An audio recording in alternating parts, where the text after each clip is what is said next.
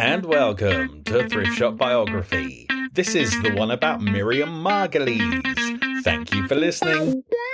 Hello. Hi. How are you? Great, you alright? Yeah, I'm alright, thanks. Good. What book have you been reading this week? Miriam Margolyes. Do you know anybody else called Margolyes? No. It's a strange name, isn't it? So tell me how you feel about Miriam Margolyes. Well, she's one of those character actors who's in everything. That's basically all I knew until she started doing Graham Norton shows and being absolutely hilarious. And I really think that sort of catapulted her onto the next level. I mean, that's it really. How about you? Yeah, I'm kind of quite bemused that she has this illustrious career in radio, TV and film, but she seems to have hit her peak being a guest on chat shows and being outrageous. Yeah. And everybody loves her for it. Yeah, because an old lady saying outrageous things is doubly funny. Yes. She's almost got a career as a stand-up, but actually a sit-down comedian. Yeah. But she is just funny, though, Yeah, isn't she? She is. I like her a lot. Yeah, she's cool, isn't she? Yeah. Should we just get straight into it? Shall we? Let's do it. Miriam Margolyes was born in 1941. Her parents were quite old, right? Yeah, her dad was 42 and her mum was 37, and they'd been married for 11 years, but her mum was terrified of childbirth. Because she had a couple of cousins who died in childbirth. Yeah. So she had good reason. I therefore think they were probably trying not to have kids at all. Oh, when she was pregnant with Miriam, she wanted an abortion. Oh, that's true, actually. But they were illegal. So she had to have her. And she survived. But then she said she pretty much clung to her for the rest of her life. Yeah. And vice versa. A very tight-knit little threesome. She says that her mum bound me to her quite deliberately with emotional hoops of steel. Yes. Wow. But she also does say, I mean, she loves her mum and dad. Oh, yeah. She's an only child. Yes, they absolutely doted on her. Yeah. So when she ends up having therapy at some point, her therapist says she's got an emotional age of 4. Wow. And it's that thing again when she calls them mummy and daddy for her whole life. So the family are Jewish, right? They're very Jewish. It's a very strong theme. Her dad was born in 1899 in Glasgow slums, and they were second-generation Jewish immigrants. His dad started a jewellery shop with almost nothing, like trinkets, and built it up to a successful business. I love the story where in 1917, Miriam's dad was called up to the army, and her granddad went to the army officer and said, I would really like you to spare my son's life and take him off the list, and I don't expect anything for nothing, and I'll give you my most precious diamond in exchange for my son's life. And he took the bribe, and that's why Miriam Margolyes is alive. Yes. Because nobody came back from that, pretty much. Amazing, isn't it? Yeah. Lucky to have a diamond. Yeah, and a dad that cared. Miriam said, obviously she grew up in a very Jewish household, but she herself, she doesn't believe in the Jewish faith, but she observes the tradition. Yeah, she really does. Fondly observes them all. Oh, so we shouldn't leave her mum out. No. Her mum's history. She's from Kirkdale, Liverpool, and her parents were second-hand furniture salespeople. Polish Jews. She says she was really trying to do her genealogy. She's got quite addicted to it. And that whole side of her family, through her mother, were absolutely obliterated in the Nazis' final solution. No trace of them. She said they even bombed Jewish graveyards.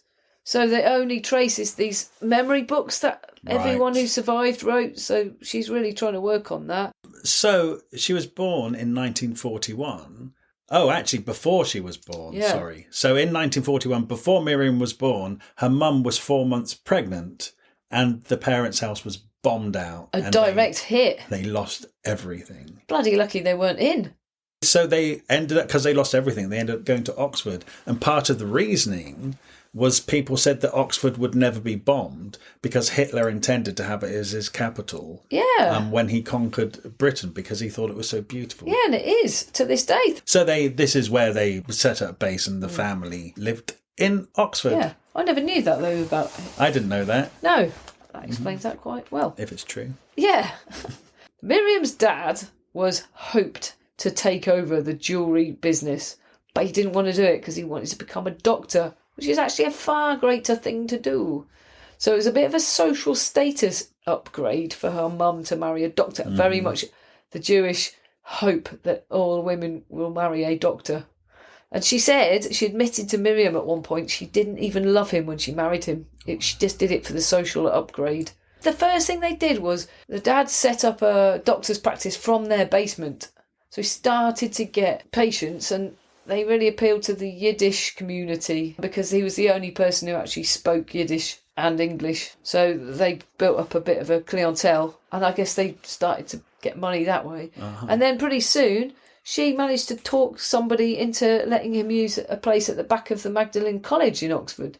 So he had a proper practice. She had the gift of the gab. That's the Liverpool. Yeah, so they just built it. They just built themselves up. Mum is a bit artistic, but Dad isn't. Like, Mum wrote a song, right, Yeah. about victory in the war, and did it win a competition or something? Yeah, and they went to the theatre, and the whole orchestra played the song. So Mum is musical because they've got a baby grand piano in the drawing room, which shows that they do have money. It does, and she's also slightly eccentric because she liked to do housework in the nude, which wasn't normal. And at some That's point, not normal. Oh, is that normal? In your world, okay. It's too bloody cold for a start. They must have had nice heating already. To be fair, honestly, they must have made money quick because I never grew up in a house where it was warm enough to be naked except a month in the summer. Seriously. Kind of odd. Yeah, it is a bit mad, really. Yeah, a little bit. Oh, Miriam started school at a normal school for everyone. But then when the war ended, she actually went to the prep school for Oxford High School. So she's getting a good education already. They just basically ploughed all of their hopes, dreams and funds into making her someone, didn't they? And she is an only child. Yeah, exactly. So that's easier to do when you have just one to look out But for. that's the reason they never even moved anywhere from Oxford, because she got into that school and they wanted to keep her there. And to be honestly, some of the people she was at school with, it's kind of amazing. Like, who wrote Lord of the Rings? Tolkien. Yeah, his daughter was at school with her. People like that. I mean, like really prominent people's kids were at school with her. So, and her mum's dream was for her to mix with the right people, and that's what's happening. She's having a nice time at school, isn't she? Yeah, she doesn't know she's gay for a long, long time, and yet she's got a massive crush on her teacher, Miss Chase. And she says her first orgasm happened at age 8 when she was just walking past this teacher's house. She is so outspoken. She just tells it like it is. I find this utterly bizarre. Yeah. That you could just have an orgasm by walking past somebody's house anyway. Yeah, I mean, right, some people are born more sexually charged than others. She got a lot of charge. She really did, because that's not my 8-year-old experience in any way towards anybody at all. But, you know, some people are just more charged up than others. Do you know what? This reminds me of a story she told on the Graham Norton show, where she said she was waiting for Laurence Olivier outside the stage door to get his autograph. And when he came out, and I quote verbatim what she says, and you can watch this on YouTube, she says, "When he come out, I distinctly remember creaming in my knickers." And I thought, wow, first of all, when you get over the shock of her saying that, because you're not expecting it, it's like, wow, so that happened in her mind, really. Nothing physical was happening to her, but seeing someone caused her to orgasm. Yeah. And the same thing is happening here when she's just walking past a teacher's house. Not even the teacher. That was the power of the crush she had. I know, she's sexually charged. Isn't she? Yes. Gosh, yeah, she says she wasn't even in sight. And she says, "I don't think you ever know why you feel such passion for people. It is inexplicable. It has been like that ever since." Amazing. So what, she's constantly orgasming when she's walking past houses. Well, not poor. It might be quite pleasant. I don't know. I can't judge it. I love that she describes the orgasm as deeply pleasant and rather exhausting. Anyway, moving on. So she doesn't really talk about school at length, does she? Just that she had a nice time. And then as she's getting older in school, she is getting into doing plays and Shakespeare.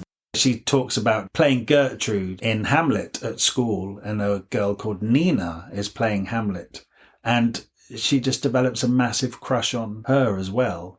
So I think even though she's might not putting a word on it, being gay, being a lesbian, she's totally aware that she's attracted to women. Yeah, she is, isn't she? But she never...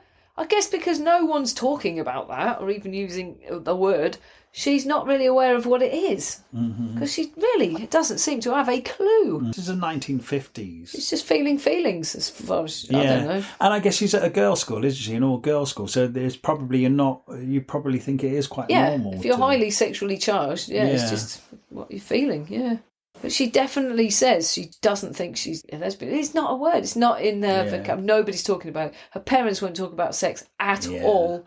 All she knows is that she shouldn't have it or she'll get pregnant, which is why she develops a long career of giving hand jobs out at will. Willy-nilly. Willy-nilly. Yeah, and blowjobs, yeah.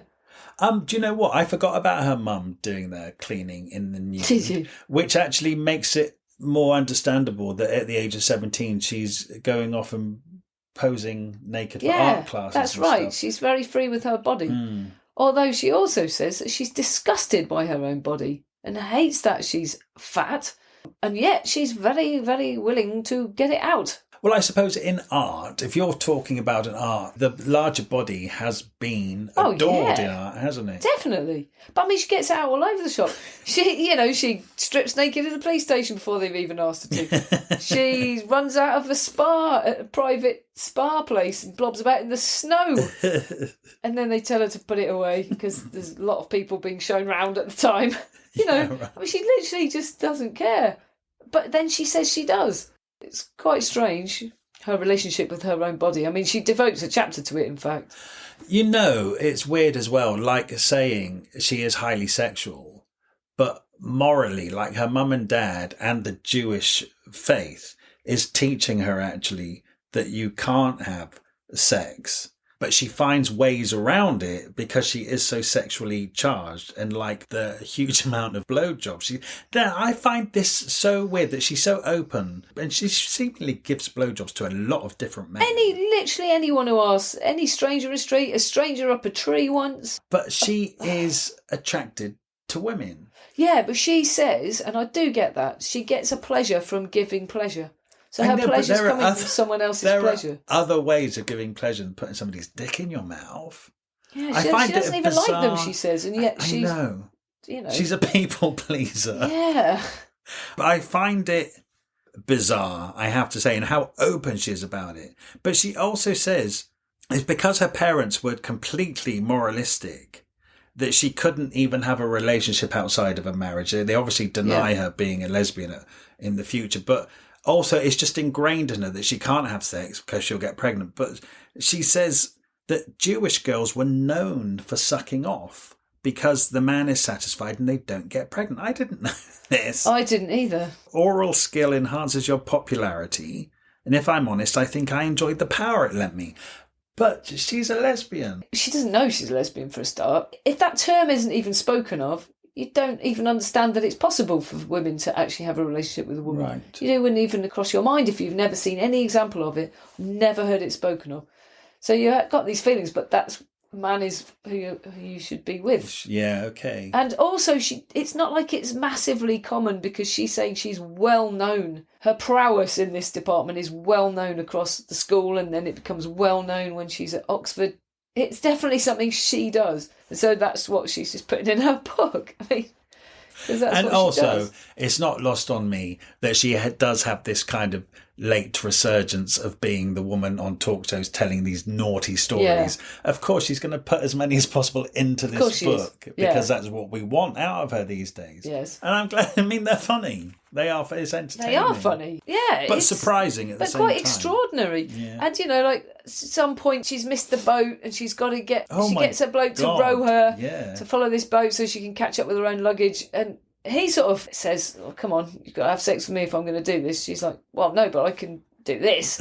And he goes, all right. There's a lot of that going on. I think, bloody hell. As a girl, I think there's a lot of times when a man might have been thinking that in certain situations, and I've probably got a sense of it, but I've laughed it off and avoided it and never ever had to do it, whereas she actually just willingly goes straight in there. Because she actually sort of seems to enjoy it. So yeah, she does. Yeah. Anyway, she gets into Cambridge University where she continues to suck cocks. Yeah, she does. How she gets in is massively to do with her parents They pay for her to have extra tuition in Latin. They've paid for her to have elocution lessons. And then one of her dad's patients is an eminent intellectual, and they invite him to dinner so that they can just ask, can you be the sponsor for our daughter? Because you actually have to be someone to get to be someone, clearly. They do really, really make sure she gets in. She said it's a bit embarrassing, but her parents were visiting her all the time. Yeah. She said they were always there. Well, they invested so much in her. It's because of them that she was there, so she has to put up with her parents visiting. And they were best mates too. They were actually best mates. So at Cambridge, she actually says, that's when my life started. It was at Cambridge where I became who I am. And at the Freshers' Fair, she went straight to joining the drama societies. And she said, acting became the focus of my Cambridge world. That and my crush on my morals tutor, Leslie Cook. That morals teacher, she said she often went to her rooms and told her she loved her repeatedly. And then years later, she was on tour and this teacher wrote her a letter and said, you can stay with me. And she, amazing. So she stayed at her house, had a lovely dinner, and the teacher had said, you can have my room, I'll take the spare room. And then when she was just going to bed, knock at the door, and she came in her underwear and said, oh, sorry, I've forgotten my nightie. And she was like, oh my God, is this a moment where should I seize this moment? Is this... And she did nothing and then didn't sleep a wink all night and has constantly wondered, was that what I thought it was? And I think it was. It was. Of course it was, wasn't it? Yeah, it was a move. Yeah, it was, but because they were all so shy. And nobody could be sure. Nobody wants to be rejected. No. Nobody wants Come and get in your underwear. Bloody hell. She should have sucked her off. If it was a man, she would have. Yeah. Well, maybe why she did it, because she kind of felt safe with it, because there's no love, it's just an action. Yeah, and she probably wouldn't be rejected. The power, She says she constantly needs attention. She constantly needs reassurance, laughter, she needs to show off, she needs the reassurance. So that would be what that was. That's doing that all the time. That's more of that, isn't it? And she said she knew she wasn't attractive physically to people, anybody really. So that's a way of being attractive to people. Becoming a cocksucking whore. So but attractive. Yes. So she's getting in with the drama societies, and there are obviously, it's Cambridge, this is where most of the people from that time are coming from. Yeah, Footlights, that was the famous... But she's calling them all out. Yeah, she does. Incidentally, we cover Footlights extensively in the John Cleese podcast, where he does just in passing mention Miriam Margolyes was on the... But he does say she's from the drama society, but they used to draft her in when they needed a woman, I think. But he does not say how unspeakably horrible they were to her and how they made her feel. Perhaps he didn't even know because he's just an arrogant man. Possibly, but she says that when she was in shows with them, they absolutely blanked her. They completely shunned her. And she would be backstage. They'd be laugh on stage. As soon as they go backstage, they wouldn't even look at her. They would not speak to her. And it really upset her. She'd go home and cry every night. Yeah. She said girls were just not welcome and they made it very obvious. And this being, she actually names them, John Cleese, Graham Chapman, Bill Oddie, Tim Brooke Taylor. Yeah. All the really great legends of comedy. She actually says, I'd not studied cruelty like that before. I was 19 and it was painful. Yeah. God. She said the only person who apologised to her in later years was Tim Brooke Taylor. None of the others. I think fair play to name them, shame them. It's pretty shocking behaviour. It's disappointing. It's unfortunately not surprising. I know. Comedy now is hardly a woman's playground. Do you know what I mean? Yeah. It is very male-dominated. Even if you want to talk about panel shows, it's only in the last 4 or 5 years where more women have been coming onto them. It's a boys' club. It is a boys' club. And it started off very much a boys' club. But at the same time, you just don't have to be so bloody horrible Yeah, to well, the people women. say, can't put them on shows if there aren't enough female comedians. Well, there wouldn't be enough if they're getting treated like this. They can't rise up. Yeah. Because they're not allowed. I love that she actually says, because Miriam was drafted in from the drama department, she said the first female member ever of Footlights in 1964 was Jermaine Greer. Yeah. I love that. I hope she gave them ball-breaking woman. Yeah. Yeah. Because what's funny is that she never had a comedic career. So I even wonder if she had comedic aspirations or whether she just knew it was a boys' club, And wanted to by break God, it. she's going to get in there. Maybe. Yeah, I hope so. You know what else? I bet they only let her in as the woman because she wasn't attractive to them, because they probably couldn't have handled it if she was also attractive and funny. I'm saying that not from my judgment, but she says that men don't find her attractive. No. And she's saying that. Yeah, but she's also saying, like, when they did go off and become Monty Python, they didn't have funny women in Monty Python. She said they just had the occasional dolly bird. Yeah, exactly. Yeah, and she said Miriam Margolyes obviously isn't that. She says she's neither decorative nor bedworthy, and they found me unbearable. Yeah. But she used to get really good reviews. Yes. And drove them crazy. So good for her. Yeah. Anyway, one of the first voiceover jobs. Oh, yeah, she wrote to the BBC Drama Repertory Company. And 2 years later, after selling encyclopedias and all sorts of crap, after she'd moved to London, she got an audition with the drama department, and she did all the accents and all the ages in one audition. Yeah. And they later told her it was the best audition they'd ever witnessed. Amazing. She said when she was young, she had a long walk back and forth from school, and she used to make up little dramas with all these different characters who all had different accents. She'd be mumbling away, actually acting out all these dramas all the time. She was walking back and forth from school. She is born to do this job. And I do understand from reading this book that she's a really fine crafts person in her genre, which is really character acting. She's a very, very good character actor. So, yeah, she got the part, and one of her first jobs was Sexy Sonia for Ann Summers' sex shop, which was like basically porn. Yeah, porn cassettes. It was voice work. Yeah. Yeah. You know, she was quite uncomfortable, but it probably liberated her, because once you've done that, you can do anything. Yeah, so she is kind of like, it's this weird thing of being sexually charged, but also sexually repressed at the same time because of her upbringing. I mean, I can't imagine what her mum and dad would have thought of her. They knew she was making sex tapes. Think she didn't tell them? She told them everything. No, she would never have told them that. Yeah, she is. And it's a nice earner, she says. And then, it's 1966 when she becomes a lesbian. Yeah. Because a woman picks her up on the tube. She's just staring at her. And so she's like, oh, okay, and stares back, and they end up going back to her house, not actually doing anything, but it blows her mind because it makes her realise she's visibly a lesbian, like it's been noticeable to a stranger. It sort of stirred her up and to think, I've got to do something about this properly and realise this is who I am. And then she gets a job at the Phoenix Theatre in Leicester and immediately, obviously, realises the stage manager is a lesbian, and they jump into bed together, and that's her first experience. And she really falls for her, and she's quite possessive in that relationship, so that when this woman moves on to another actress... She doesn't fall for her emotionally, note, because she said it wasn't emotional, it's just that it was her first person and felt really rejected. So this woman then starts an affair with this other actress, Anne, pushes Miriam to one side. Just drops her, yeah. Miriam doesn't take that lying down, does she? No. So she storms round there, banging the door down. They ignore her. Of a hotel room as well.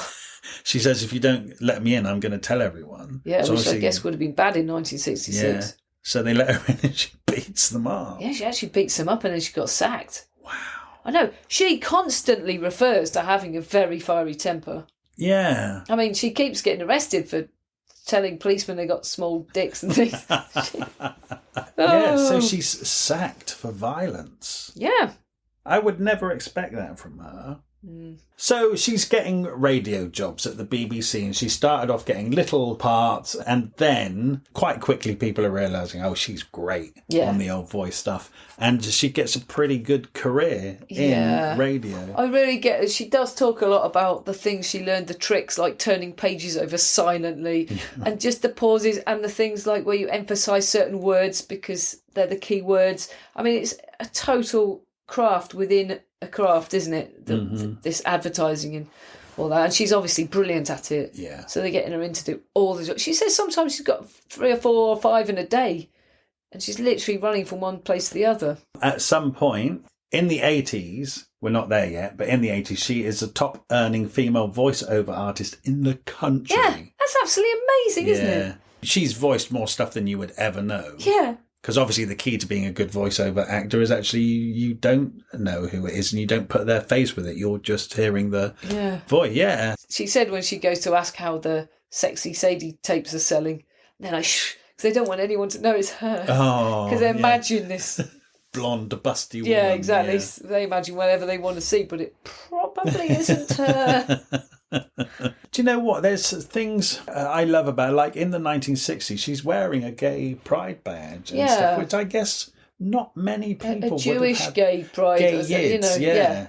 And she'd wear it when she went to the BBC. People found it shocking. Yeah, but she liked it. Yeah, she really felt proud of being different. Yeah. She felt like she was brave. She was being brave. And she said it's almost disappointing now that it's not brave to be gay. Yeah. Everyone's gay these days. Well, the banks are gay. You just get rainbow flags like everywhere.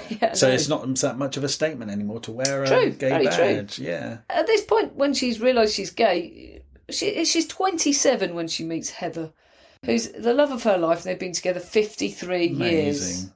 They don't live together, and they never have. I mean, they've obviously spent tons of time together, but...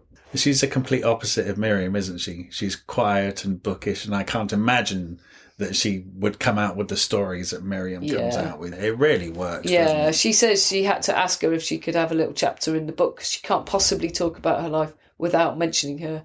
But ideally, she wouldn't have even been spoken about. The saddest thing about it is that when she told her mum and dad, they completely rejected the idea, didn't they? And in fact, they made her swear on the Torah that she wouldn't have a homosexual relationship. Yeah, and then her mum had a stroke 3 days later. 3 days, and she says, I will never forgive myself or ever not blame myself for that stroke because I know it's because of what I told her. And it doesn't matter how much you have to be honest. I knew they wouldn't be able to handle it, and I shouldn't have told her. And I want to say to her, you couldn't possibly have known she'd have a stroke. You know, if she didn't have a stroke, you'd have got through it. And they'd have been all right in the end. They'd have met Heather and they'd have loved her. You can't blame yourself. Most people wouldn't have a stroke. Yeah, it was so awful. Yeah, and then 3 months later, she had another severe stroke and she never spoke again. Half of her was paralysed. Her dad had to look after her to the end. Wash her, toilet, everything. Oh, poor her. She can't blame herself. She can't, but she says that she still regrets telling them. Oh, God, it's like the worst thing you would imagine, isn't it? Well, it's such a shame because she's so out there. You sort of think she's a beacon to make other people, encourage other people, and now she's saying you shouldn't. But I guess you weigh up your parents and if you think if they can handle it or if they can't. But you should never not do it because you worry they might have a stroke because they probably won't. You know? She actually says that it's their tragedy, not her tragedy. You know, it's unfortunate the way they reacted, but she can't change herself. No. And she says she's, managed to, even though she regrets it, she doesn't feel bitter about it. It's just the whole thing is awful. But do you know what? That's religion. Yes, that is true. Yeah. And society, I mean, because her mum was obsessed with the social standing. And if your daughter's gay, firstly, it's extremely embarrassing socially in their world. And secondly, you won't get grandchildren. You won't have all that. Of course, you will now, but not then. There's absolutely not even a possibility. Anyway. She then, a few years later, 1970, she gets cast in the big Jewish epic Fiddler on the Roof. Yeah, as Yente the matchmaker, which she is made for. Yeah. Except she can't sing. But she's so good in the role that they drop her songs because they'd rather have her in the role than the songs. Yeah. That is something. Yeah. And she said the woman before, who was in it in the West End, was a really great singer, but she was way better an actor. So apparently you can't have both. I'm pretty sure you can. But anyway, that's how good she was to drop the songs for her. That was a big tour, right? Yeah, UK tour, #1 tour. And I like that. She's got a showbiz chapter here and she actually says, people say, how can you be an actor? It frightens me to death. And she says, it frightens me to life. Because it absolutely terrified her, but it makes her come alive. It's great, isn't it? Yeah. And as soon as you step out there, you completely embody the character. Even if we'd never seen her in anything, you couldn't read this and not realise that she's really good. She never got fired from a job. No, she didn't. But, like, when she's in that play with Julie Waters and she's got an 8-page monologue, she absolutely loses it and can't go on stage because she's convinced herself that she's going to fuck it up. Julie Waters really... I think she tries to make a run for it. They cancel the first night of the play, don't they? She gets in a taxi and they drive around for ages and they go for a cup of tea and she still can't make her do it. Yeah. But she does it the next night and they she's carry fine, on. Yeah. So, yeah, she is really scared. She has really bad nerves, but she does it. In 1972, she got into the Threepenny Opera, which she actually says was one of the best shows of her life, the defining moment. But she's only understudying, isn't she? She went on twice. Barbara Windsor was off one day, and so she had to do like weekend or something. And then Miriam did so well that when Barbara Windsor came back, she said, "That's it. I'm not having any more time. Yeah. Never getting ill again because you're just too good." Yeah, and she doesn't. But it's weird, yeah, she's only the understudy, but she had the best time and really forged some amazing friendships. Vanessa Redgrave was in it. Patricia Hodge was a mate for life, and they still have reunions. It's just one of those. It was a really happy one. And then she says that her worst professional experience was The White Devil at the Old Vic with Glenda Jackson. But she says it's because Jonathan Pryce was just such a shit on it. Yeah, but it also sounds like it was a really unpleasant job for everybody because they were really dumped in it and they were expected to improvise. The director didn't direct them. So they're all insecure actors having their own breakdowns and nobody's getting on because of it. Glenda Jackson was just got more and more nasty, she says. Then she wasn't good in it either. So, it's all everybody's insecurities and it's just flaring up. And then Glenda Jackson led a revolt to try and not open on time because they weren't ready. And the men all thought it was the women ganging up against them because they were all ready. But, so it just sounds like it all just went to pot. So he's not necessarily an arsehole. He might have been absolutely terrified and therefore an arsehole then. Yes. So here's a surprise. So I knew, like in the 80s, that she was the voice of the Cadbury's Caramel Bunny and I did stuff. not know that. No. And other adverts. What I didn't know was that she did the dubbing for Monkey. Me neither. As in the drama that was martial arts thing where they all filmed. Flew around on a cloud. Yeah, and it was so serious. Monkey, it's like that. Yeah, she did all the female characters, the ones that weren't the lead. Because she'd also done the Water Margin. Now, I never watched the Water Margin, but I was really aware it's just this hit that took everybody by surprise. So she dubbed that, and from doing that, she got the job to dub Monkey. Yeah, you'd never guess. And also, but I can't remember if I knew this or not, but she's also the voice of the dog in Babe. Yeah, I had no idea. But I'm more interested that she did all the female monkeys on the PG Tips adverts from 1978 through to about 1985. Legendary adverts. So no wonder she was making so much money. She was on some high profile. Yeah. If we can remember those adverts from the 80s, they were. Oh, they really were. Famous adverts. Yeah, that's probably a very British thing. I doubt they made that to America. Right. Cup of tea. No, you're right. Not a high profile advert anywhere else.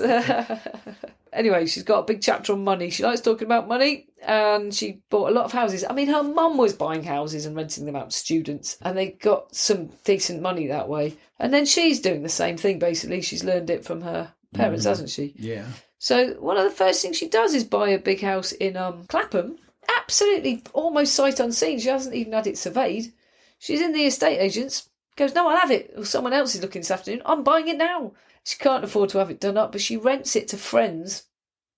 It's just a really good idea. Mm-hmm. And then after a couple of years, she tips her friends out because she's saved up enough to have it done up.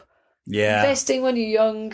Mind you, she was earning good money as well, wasn't she? If she's earning good money. If she's a top paid female voiceover in the country, she's raking it in. Yeah. I'll tell you what else, she's not even just doing that. There's not a list of jobs she's done, but she's never stopped working. Yeah. She's on telly, she's on the stage, she's doing voiceovers. She could probably fit in voiceovers whilst in a show. Yeah, of course. You go to this. If she was doing 5 in a day, you're just going to a studio for half an hour. Yeah, and then you go in the evening and do a show. Yeah. Blimey. So, she can afford to buy a house. Yeah. And then her and Heather bought an old farmhouse in Tuscany and did that up, restored it. Amazing. And then later on, she bought a house in Kent, a cottage by the sea. Right. A friend of mine is writing a play about Miriam Margolyes owning a cottage and this big drugs bust and the helicopter landing on the roof. Right. I forgot all about that he'd written this play. And here it is. Yeah. It really was real. Did you know about this? I knew about it at the time, forgot about it, and loved reading about it in the book. It's like, oh yeah, that really happened. Yeah, it's just surreal. Because it was right on the coast, right? Yeah. Didn't know she was renting out to a massive drugs baron gang. Operation. Yeah. And then there was a helicopter landing on the roof. It was dropping off millions of pounds of cocaine, pounds in money, worth on the roof of this house. Yeah. And didn't she have to convince the police she had nothing to do with it? Wow. And it said it sort of took off on Twitter and they renamed her Miriam Escobar. It's so surreal. Isn't it? Well, in 1984, she did a Gertrude Stein and a Companion. It was a play. And it was a two-woman show about, really famous lesbian couple who really changed things, literature. They escaped from the Nazis. They had great lives. So it would have been a cracking play. She got this woman to be the other part, Natasha Morgan, who she calls difficult. Yes. She says at one point, because they did really well at the Edinburgh Fringe, took it to various theatres, took it on tour, America, Sydney, Melbourne. And she says at one point they were in America and they couldn't get the right herbs. And this woman, Natasha, was going, I can't do it without the real spices. I have to be authentic. She's like, we can't get them though. But these are the ones they would have got if they were in America. She was like, I can't do it without the real thing. It storms off. I mean, that's definitely difficult. Yeah. Yeah, but she said she was great acting the part and that's why they put up with her. But then that's the same play, the two-hander, that they took to Australia, right? But they suddenly got all funny with you have to use an Australian actor. So. And oh my God, that Australian actor was Pamela Rabe, the best actor to ever have lived of all time. Yes. Were you surprised to see her name? I loved it. Okay, right. To explain, both of us discovered Pamela Rabe by watching Wentworth. Yeah, Wentworth, the drama. Yeah, the Australian prison drama, which, if you've not seen it, is one of the best TV dramas of the last 25 years, not least because of this central performance by Pamela Rabe, which is just outstanding. It's fantastic. I mean, literally, she walks onto the screen. I think is it even in the second series? Yeah, she doesn't come into it till season 2. Yeah, and she walks on and the build up to it, and then she speaks, and I just like dropped everything, went, who the hell is this woman? She's just got this presence and a power. Yeah, she's amazing. She's absolutely amazing. I actually have painted a picture of her. Oh my God. Because she's such an amazing... I haven't painted a picture of like any other actor, I don't think. Just, she's my favourite actor. And you put me onto Wentworth, and it's your fault, and I went mad. I was like, who is... And I looked her up, and she was pure theatre. Yeah. I think that was pretty much her first TV job, and she's well into her 50s or something. Yeah. And for her to crop up here... I loved it. Good friends with Miriam Margolyes, went to do this women-only festival of the Gertrude Stein play, and it was just a nightmare. They did the tour together and got like a house on fire, and then they got invited to this Michigan Women's Festival, and woman is spelt with a Y. And she says, if I ever see woman spelt with a Y, run for the hills. Do you know what? I saw a dramatisation of this festival where it is women only, but they have portaloos there, and they can only find men to come and empty the portaloos, which of course you need every day on a festival.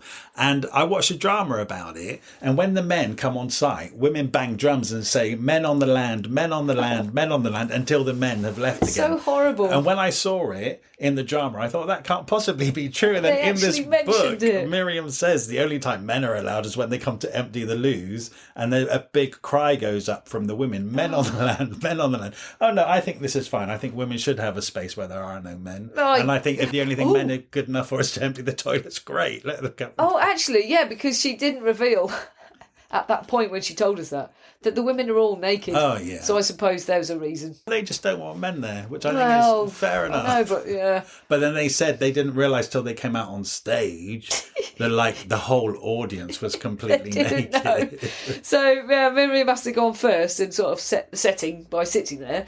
She sits there and goes, good Lord, there's 200 women, she said, very large women. And no, there's 2,000 of them. It's just sea of flesh.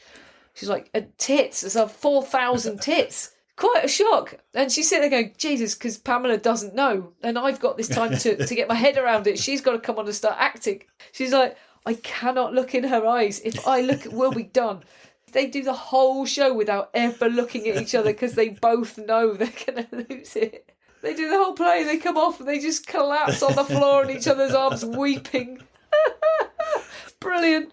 Can I tell you another revelation from this book? Yes. Something that never occurred to me. And now I've read this, I can't get it out of my head. Maggie Smith phoned Miriam Margolyes after she saw her pay tribute to Kenneth Williams on TV, because Maggie Smith and Kenneth Williams were really good friends. Great friends. Miriam Margolyes, Kenneth Williams, really good friends. But Miriam and Maggie, paths never really crossed that much. At that point. Yeah. Do later. And then Maggie phoned her up.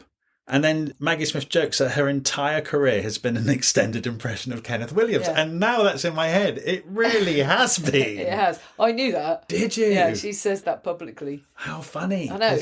Up until this point, up until I read that, she's just been Maggie Smith. Now I've read that, oh my God, she's Kenneth Williams. Yeah. I love Brilliant. it. Anyway, she got many parts in many things. I mean, she literally never stopped working. Yeah. We could list them all, but some of the ones that stand out is Blackadder. I've seen all of Blackadder. Oh, I've never seen it. I was thinking about watching it, should I? All of Blackadder, from start to finish, is absolute genius. Okay, all right. I can't say that strongly enough or any more times than that.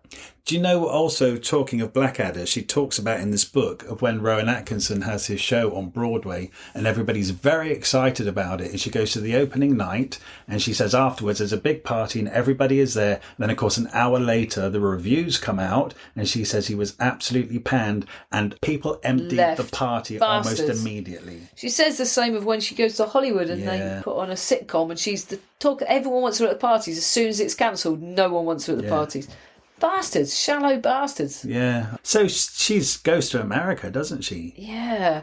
She got an award for something or a film she was in. No, Little Dorrit. She got a Los Angeles Critics Award for Little Dorrit. She's in her late 40s at this point. Yeah. And she just thought, she didn't realise she was really known over there. Yes. So she just thought, right, I'm going over there to accept the award. Hop on the back of the award and get the agents whilst you're hot. Yeah, and she literally did quite quickly get an agent and got people interested in her. And they gave her, so she's in with Norman Lear, who is a big American television producer. They didn't have anything for her, but they put her on a retainer of $350,000 to just sit there and be available. Yeah. Oh my word. That's really good, isn't it? Isn't that amazing? Yeah. And actually quite astonishing, really, for a woman in her late 40s who looks like Miriam does. She's a talented comedian actress. She certainly is. Yeah, but then they ended up creating a sitcom for her. Chuck Lorre did it, who's hugely successful now. He does Big Bang Theory and Two and a Half Men. This was his first sitcom. Right. From the sound of it, it wasn't that bad. And I think she would have said if it was, because she says a lot of things she was in were bad. But they just cancelled it because something else comes along. It's just the way it goes. It's cutthroat, isn't it? It's really cutthroat. And then she got dropped by the society and the parties. They dropped her immediately. And then 2 years later, she gets loads and loads of film work, so it doesn't make any sense. Well, she stays out there, doesn't she? Even though she's not the flavour of the moment anymore, she decides to hang on, and she kind of says she doesn't quite know why. But she did start picking up work again. Yeah. Butcher's Wife with Demi Moore, and she's with Kenneth Branagh and Emma Thompson in Dead Again. Does film with Steve Buscemi. Yeah, Tim Burton's James and the Giant Peaches with Joanna Lumley and the Evil Aunts. And I've never seen that, but this really makes me want to watch it. Sounds really good. Then she gets to work with Martin Scorsese and she gets a BAFTA for Best Supporting Actress. So she is really getting some plum roles really here. Good roles. And then I guess the moment of her real crossover is Romeo and Juliet, Yeah, right? where she plays a nurse, which is a really good part. It's funny because she says everyone fell in love with young Leonardo DiCaprio, including Claire Danes, who was only 17 and very innocent, and including Baz Luhrmann. So he couldn't turn anywhere without people wanting him, and the only safe person was her. So they went out shopping all the time. They were in Mexico City, and they went shopping every day, and she had one of the happiest times of her life hanging out with him. It's really nice, isn't it? Yeah. And also Pete Postlethwaite, who's as lovely a man as I thought. He really got Leonardo aside and really worked on the text with him, and she said he made him a much better Romeo. He's great in that as well. Yeah, I hated reading how Claire Danes was actually in love with Leonardo DiCaprio, and in his youth he just didn't know how to deal with it, and actually she ended up getting quite hurt. Yeah, and he was just pushing her away all the time. She couldn't understand it. Yeah. That's difficult, though, to deal with. Yeah, it is. On both sides. Yeah. Yeah. Anyway, cracking film, cracking actors. Anyway, skip to Harry Potter, which, let's face it, an enormous amount of people will just know her from Harry Potter. And she actually says, all the years of work I've ever done, it's a little bit annoying to me that people will only ever know me as Professor Sprout. Right. of the herbology department, head of the Hufflepuff house. Because she says, if you come up to me and say, oh, I'm actually Gryffindor or whatever, I don't care. She did 12 days' work. Wow. I don't know how much it was on the first film. It might have been a bit more on the first film because they're actually on location for a bit. But anyway, she's obviously trying to throw in a few little stories because she knows that there's going to be a huge amount of people who just want to know. About Harry Potter. Yeah, well, things like she was batting and reacting to a Quidditch match, but it was just in front of a green screen. So, she doesn't really have that much to say about it, and she only got called back for the very last film, part 2 of the last film. So she says, I actually really don't want to talk about Harry Potter anymore. I think I must be one of the last people on the planet who has no concept of Harry Potter. I've never read a book and I've never seen a film. Well, nor she. Yeah. She actually hasn't. She never even read the book or seen the films. She said she went to a premiere and fell asleep. And she says every now and then I catch a bit of it. I don't know what's going on. Yeah. I get, though, when you're part of a juggernaut like Harry Potter, how you are just part of that universe. And, I think when you take a job like that on, mind you, she was in the first one, right? So she might not have known that it would become this mad the second one, and she didn't quite know. Yeah. She said she got paid 60 grand plus residuals. Oh, well, she can get over it then. Yeah, but oh my gosh, they might dribble in. She'll still be getting a dribbling income from that. But it's not a lot of money to be in the biggest 60 grand. No, residuals. Oh. I tell you something, I bet she had an offer which was just a set price and no residuals. She was on a percentage. She's very wise. She took a lower fee plus residuals. She's all right. That will be her pension. I could probably live on that. I know she has higher expenses. She has lots of different houses she's got to travel to, but yeah. Do you know what? I didn't realise that she was in Yentl with Barbara Streisand. No, I didn't either. Because that was a long time ago, right? Yeah. So that would have been really before any of us knew who she was. Yeah, it would have. It's like I say, she's just one of those faces that appears in everything until she sort of got famous, which is much later in life. She's just in everything. Yeah, she's a jobbing character actor. And she's done a good job. She has. She has, actually, yeah. Great job. Great job, Miriam. Blow job. Thank you so much for listening to this episode of Thrift Shop Biography. We love making this podcast and we're absolutely thrilled that so many of you are already listening. We're new to this and you could really help us out by leaving us a review somewhere, wherever you listen to this podcast. And if you could share us, tell your friends about us or drop some links on social media. We have a Facebook page called Thrift Shop Biography, so make sure you come over there to hear about the episodes first and what else we're up to. Okay, see you next week. And if you're new here, there are loads more episodes now to go and listen in the back catalogue, so make sure you go and enjoy them. Okay, thank you very much.